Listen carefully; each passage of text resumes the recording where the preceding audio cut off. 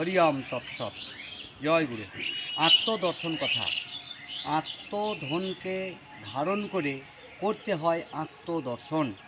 কোনো জীবকুল এই তত্ত্ব সম্পর্কে জানতে পারে না, তাই তাদেরকে ইতর শ্রেণী বলা হয়। আত্মধনকে ধরে ঈশ্বর দর্শন করা যায়। স্বয়ং ঈশ্বর মানুষকে দিয়েছে, তাই মানুষকুল ঈশ্বর দর্শন করতে পারে। মায়ামতী মানুষ এদের ঈশ্বর দর্শন করা কোনো কঠিন কাজ নয়। কেন? মায়ামতী মানুষের কামনা জাগে কম।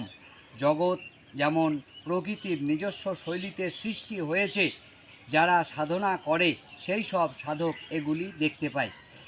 তাই গুরু বলে, কামতত্ত্ব নিয়ে কোনো মানুষ সাধনা করতে পারে বা সমর্থ হয়, তারাই কেবল আত্মদর্শন করার অধিকার পায়। কাম আমাদের প্রকৃতির দেওয়া একটা বেবস গুণ।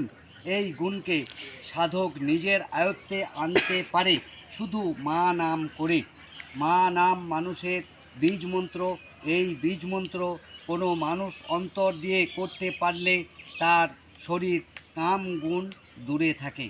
তাই কামকে নিজ গুণে বশ করব বললে হবে না, মা সঙ্গে থাকলে হবে। জগৎ সৃষ্টির কথা আমরা বলি, সৃষ্টির কি হবে? এগুলি আমাদের মনের বজ্জাতি, কামকে ভোগ করার জন্য বলি।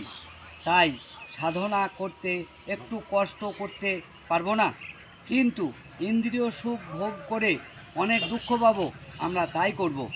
আজ সমাজ জানে আমরা কত কদাকার জ্ঞানে বাস করছি। আহার নিদ্রা মৈথুন জ্ঞান আমাদের আষ্টে পৃষ্ঠে বেঁধে ফেলেছে। তা নয়, আমরা নিজেরাই এই 3 গুণে বদ্ধ হয়েছি।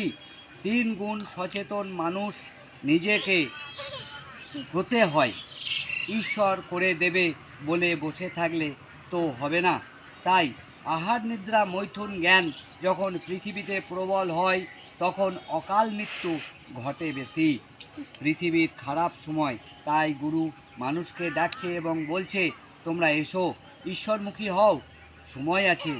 ভোগবাদ জীবনযাপন তোমাদের থাকবে না। ভোগ আনন্দ থেকে নিরানন্দ দেই বেশি। সিংহ রাশিতে ফিরে এসো, গর্জন যেন সিংহের মতো হয়।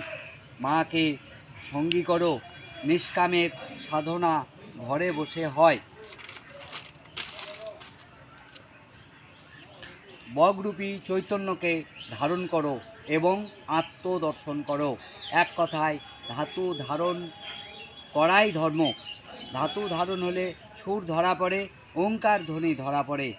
ঈশ্বর কথা, অতীন্দ্রিয় আশ্রম, উপলায়, মানুষগুরু সহদেব, মা অনুরাগী বৈরাগী।